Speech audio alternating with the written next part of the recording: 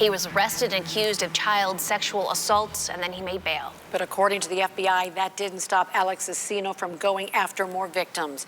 Channel 2 investigative reporter Jill Burke has that story. Not only was Alex Asino already facing charges, he was on electronic monitoring and a court-ordered curfew. So we decided to find out how in the world this could happen. The fact that he was considered to be low risk of reoffending by Pretrial Services Division is very confusing. How many times have we seen them gauge that someone is low risk and only to see them reoffend while they're out of custody? Anchorage police arrested Alex Asino in September 2018. 1 month later, he was charged with sexually abusing and providing a 15-year-old high school student with meth and heroin and with possession of child pornography. Someone who is targeting children is actually at much higher risk than someone who is targeting adults. Court records show although prosecutors felt Asino was a public safety risk, the judge agreed to let him out on bail on a $1,000 bond. Among the requirements, stay away from all Anchorage area high schools and underage girls. Also, electronic monitoring. At a second hearing, the judge declined to increase bail or impose house arrest as requested by the prosecutor. But because the court's pre-enforcement division evaluated Asino as low risk, the judge found Asino did not pose a public safety concern. I think that it is, asinine to believe that an assessment tool of any kind would find this person to be of low risk.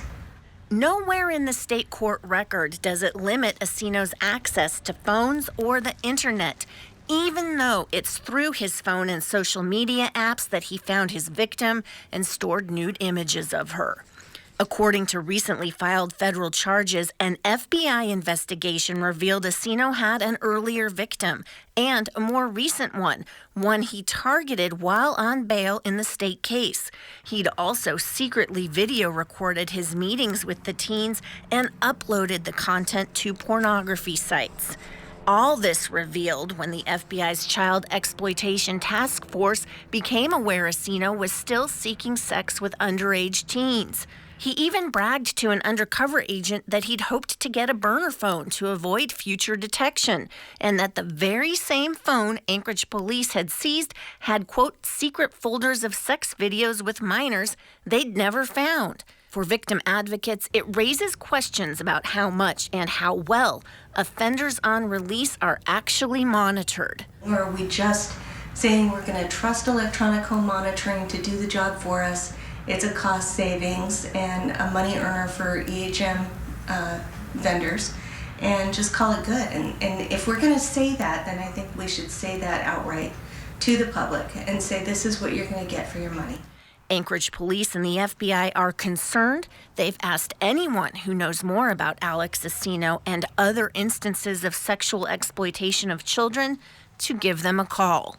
So obviously an extremely worrisome situation here for parents, for educators, for friends of teens who may be in risky situations. So tomorrow, we'll take a look at what you can do to keep the people you care about safe. For 2 Investigates, I'm Jill Burke.